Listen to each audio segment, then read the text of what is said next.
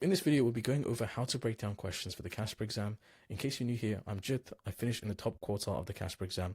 I have my own 7-step strategies that you can use to actually score in the top quartile, just like how I did. And yeah, so I'll just go over these different questions and these practice tests. This practice test is from my practice test and notes bundle, just in the first link in the description. If you guys do want to get access to 3 practice exam papers with solutions and also the competencies and my exact strategy, it's just in the description below. So let's get right into the first type of question. Now, the CASPer likes to ask us 3 different types of questions.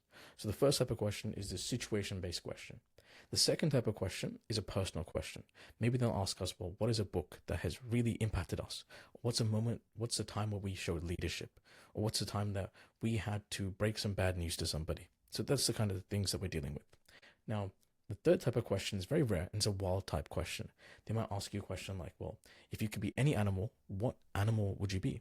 Or if you could speak to some animals, what animals would you speak to? So questions like that will typically come up in the CASPer exam, or that, yeah, and that's like what you want to do. But the majority of questions, they're basically these situation-based questions here. And I've made a whole exam paper, 3 exam papers that you can get in my bundle, where there's solutions as well. So I'll just go through how I would break down these questions and how I would answer them as someone who scored in the top quartile. Now, the first scenario is workplace harassment. The situation is you're working as part of a project team at a marketing firm. And during a meeting, you notice that one of your colleagues, Sarah, is being spoken to in a demeaning way by another team member, Mike. So Sarah confides in you that this has been happening for weeks, but she's afraid to report it because Mike is highly regarded by management. So here's how I would go about handling Sarah's concerns about Mike's behavior. I would first start by reflecting on my own unconscious and conscious biases and limitations. So by doing this, we are showing that we have self-awareness. I would then go ahead and seek help from a more senior member of the marketing firm, ensuring to maintain my teammates' confidentiality. So I'm not really telling the person who's higher up than me, well, who's having this issue. Instead, I'm going and I'm seeking help. I'm seeking advice from someone that's better than me, showing how I'm able to collaborate, showing how I'm able to kind of understand that there are limitations to my own knowledge. And then this is really important, like maintaining confidentiality, because I don't want to tell anyone else about the situation, because I don't want to bring unnecessary attention to these 2 people. So then, once advised, I would ensure that Sarah feels heard and understood by asking open-ended questions and encouraging her to reach out to her support system. Now, these are just keywords, really good keywords and phrases that you can use to tick off the fact that you're being just, you're being empathetic, and answer the questions in a more systematic and concise way. So afterwards, I would approach Mike in a non-confrontational and non-judgmental way and ask to speak to him privately. Once alone, I would ask open-ended questions and understand Mike's point of view. After ensuring that he feels heard, I would explain to him the importance of being respectful to our teammates as a way to maintain group morale and reduce intra-group conflict. I would ensure to follow up with Mike's behavior, and if he continues to demean Sarah, I would have to escalate the matter further to the relevant supervisors. Okay, so this is the general structure of one of my responses. Now, I'm very lucky that I can type very quickly, so my words per minute is around 100 words per minute, but I think the average words per minute is only about 40 or 50. Now, you don't have to write as much as me. You can still get away with writing less, as long as you say the right key phrases. So as long as you say things like, in a non-confrontational way, and you have a specific answer or like solution to this particular problem. Because even though my strategy involves reflecting, seeking help, then asking open-ended questions, and then ensuring that the other people feel heard, and using these terms like non-confrontational and non-judgmental, you always have to have a specific response. So in this case, my specific response is I would explain to him the importance of being respectful to our teammates as a way to maintain group morale and to reduce intra-group conflicts. And after that, I have the follow-up section where I would follow up with Mike's behavior. And if he continues to demean Sarah, I would have to escalate the matter to the relevant superiors. So this is one sample 4th quartile response to this question. The second question is, well, what steps would you take to address Mike's behavior while maintaining professionalism? Okay, so as someone who thinks that following procedures is important, because in one of the competencies, they want to see how well we can follow procedures and how professional we are, I would ensure that I maintain professionalism when addressing Mike's behavior by approaching him in a non-confrontational and non-judgmental way and asking to speak to him in private. It's really important that I ask to speak to people in private because I don't want to put them on the spot, and it shows maturity if you're asking to speak to them in private. I would also ensure that I do not jump to conclusions. Instead, I would hear his side of the story by asking open-ended questions and using my active listening skills to ensure he feels heard. I would also reflect on my own biases and ensure that I speak to him in a way that minimizes intragroup conflict. So these are the types of responses. These are specific key words that I use for my answers that help me score in the fourth quartile. It's the next part here. So how would you balance supporting Sarah while ensuring the situation is appropriately reported? Okay. And so as someone who puts great importance on the mental health of my teammates, I don't know if you noticed this, but the first statement here, I like to show off in that first statement in some of these answers, because the marker or whoever's looking at this, they don't want to be kind of looking at wishy-washy, vague things like in your answers. They want you to be super direct. It's easy for them and it's easy for you. So I say something like, well, as someone who is this, as someone who is good at collaborating, as someone who finds leadership and improving their leadership important, X, Y, Z. So state that at the very beginning of your answers, and then that way the marker would see that and would instantly give you a mark for it. So yeah, so I would ensure that I would support Sarah by asking to speak to her in private, asking open-ended questions and using active listening skills to ensure that she feels heard. And I would also validate her feelings and encourage her to reach out to her support network. Now, I have 3 questions here. I know that now on the CASPer exam, there is only 2 questions and there's less time. So, I'm still going to go through 3 questions for each of these sections, just so that you can understand my thought process and my general plan when it comes to answering questions. And just, it'll benefit you if you look at all 3 questions or all the answers to 3 questions. Yeah. That's the first scenario. The second scenario is academic integrity. So the situation you are in is you are part of a study group preparing for final exams. One of the group members, David, shares a set of questions he claims were leaked from the professor's upcoming exam. Very typical CASPer question. This would very likely come up in your actual exam. There would most likely be an academic integrity question. He suggests that using these questions will give everyone a better chance to pass. Okay, so the first question is, how would you respond to David's suggestion to use the leaked exam questions? Okay, so same strategy. I would first start by reflecting on my own limitations and conscious and unconscious biases. Before I make a decision, I would seek advice from a more senior member of the university, such as an older peer or a friend who works at the university in an educator role. I would ensure to keep the members' identities confidential whilst asking for advice. And once advised, I would approach David in a non-confrontational and non-judgmental way to speak to him in private. So you can see the gist of my structure. I would ask open-ended questions and use active listening skills to ensure that I fully understand David. And once I have ensured that he feels heard, I would explain to him the importance of academic integrity, which is the main point of this situation, academic integrity, and that it would be unfair for the other students in the subjects. I would also explain that if he really was using the leaked questions, he may be expelled from the university due to breaching university policy. So always try and refer to policy.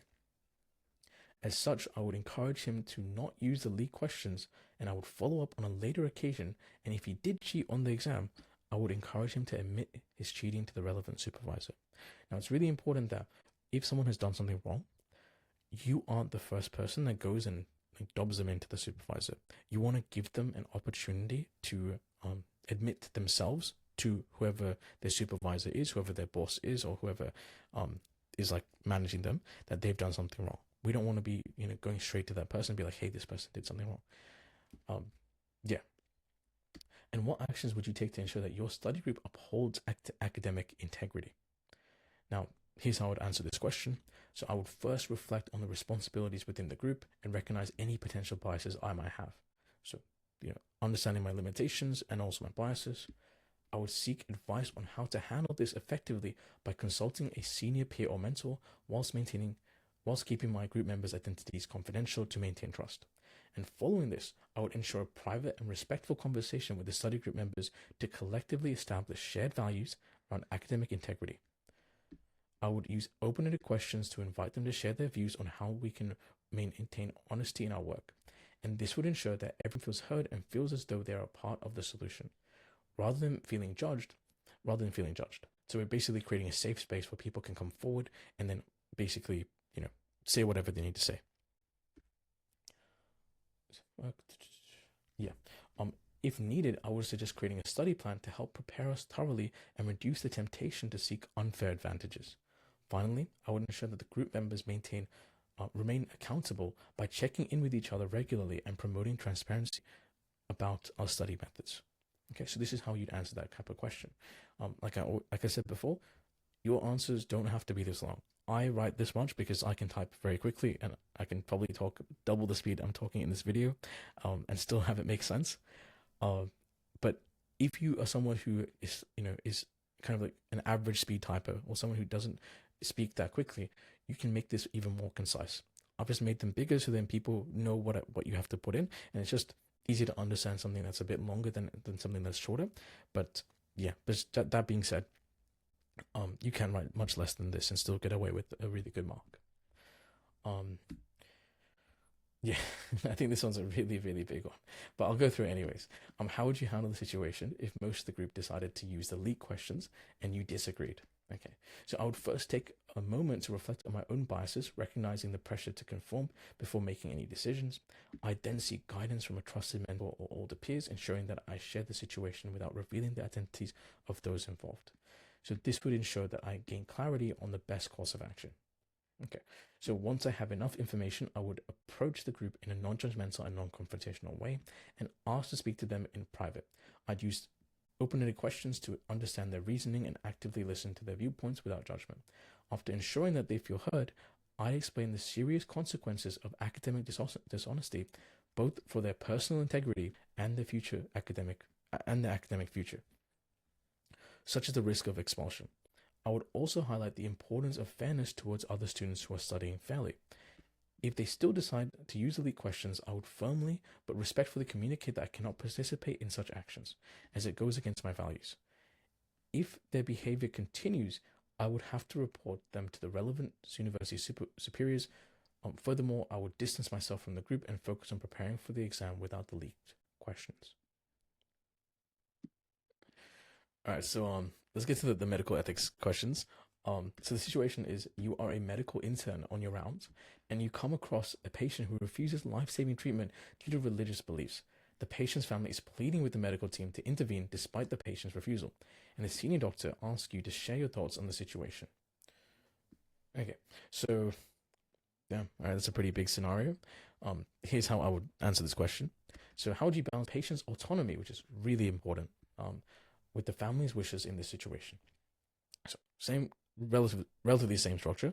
So I would first reflect on my own conscious biases and recognize the complexity of balancing the patient's autonomy with the family's wishes. I would then seek advice from a more senior member of staff, such as a doctor or the ethics committee, and I'd have a private conversation with the patient to explore the reasons behind their decision, using open-ended questions and using active listening skills to understand how their religious beliefs shape their refusal of the treatment. This way, I ensure that the patient feels heard and respected. I would also meet with the family to acknowledge their concerns and emotional distress. I would do the same and ask open-ended questions and use my active listening skills to ensure that they feel heard. And once I've ensured that they themselves have felt heard, I would explain to them that whilst I understand their wish to intervene, the patient's autonomy must take precedence. Furthermore, I would stress that forcing treatment against the patient's will could harm the doctor-patient relationship and violate medical ethics. So this is how I would answer that question. And you can just take from you can take from my answers. You don't have to, like I said, you don't have to use all of this. Like, this is a lot of writing. If you write very quickly, amazing. You can write this. But if you type relatively slowly, then try and make it more concise. Try and make it smaller so you can write it. Yeah. So for the second question, what ethical principles would guide your decision making in advising the senior doctor? So in advising the senior doctor, I would be guided by the ethical principles of autonomy, beneficence, and non-malevolence and justice. Autonomy is paramount as it respects the patient's right to make decisions regarding their own body, even if those decisions differ from the medical team's recommendations. So beneficence and non-malevolence would guide us to act in ways that benefit the patient while avoiding harm, including the harm that could come from disregarding their beliefs and wishes. So justice ensures that we treat the patients fairly and without discrimination, regardless of their religious stance or the family's preferences. And I would advise the senior doctor to explore every opportunity to help the patient reconsider treatment, but if the patient's refusal remains unchanged, we must respect the decision. Simultaneously, I would recommend clear, empathetic communication with the family, ensuring that they feel supported even if the medical team cannot intervene as they wish. Offering palliative care where appropriate would ensure the patient's dignity and comfort are preserved. If the patient continued to refuse treatment, how would you ensure the patient's wishes are respected while addressing the family's concerns? Okay, so if the patient maintained their refusal, I would first confirm the decision privately, ensuring that they fully understand the risks and implications. I would listen actively, ensuring they feel supported in making their own choices, and I document the patient's refusal and consult with the senior doctor to align the care plan accordingly. With the family, I would engage in open, compassionate dialogue to acknowledge their distress and explain that while we deeply understand their position, we cannot ethically force treatment on a patient. We can't ethically force treatment on the patient. And I would offer the family access to counseling or pastoral services to help them process the situation and manage their emotions. Additionally, I would ensure that the patient receives appropriate comfort and care to maintain their dignity and well-being. I'd keep communication open and with both the patient and family throughout the process, providing updates and emotional support. Ultimately, my focus would be on respecting the patient's autonomy while creating a space where the family feels heard, cared for, and supported, even though the desired outcome could not be achieved. And this approach would ensure we maintain ethical standards while balancing the emotional needs of everyone involved. So in the answer that I've written for this question, you are showing that you are self-aware, that you know how to collaborate and to communicate with people, you know how to be empathetic, you know how to understand the places that people are coming from, and very importantly, you're patient-centered in your focus. You're focused on the patient's, respecting the patient's autonomy and their decisions, which is incredibly important as a doctor. And that's what they're looking for in the CASPer exam when they're trying to assess you. Those are the types of things that they're trying to look for. Oops.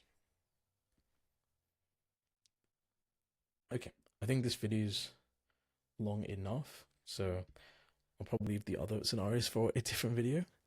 If you do want to get this exam along with 2 other exams plus my notes, my detailed notes on my strategies and the competencies of the CASPer, then it's just the first link in the description. If you want free notes, it's also on my website, so you can click it through the first link and then go fish around there. Yeah.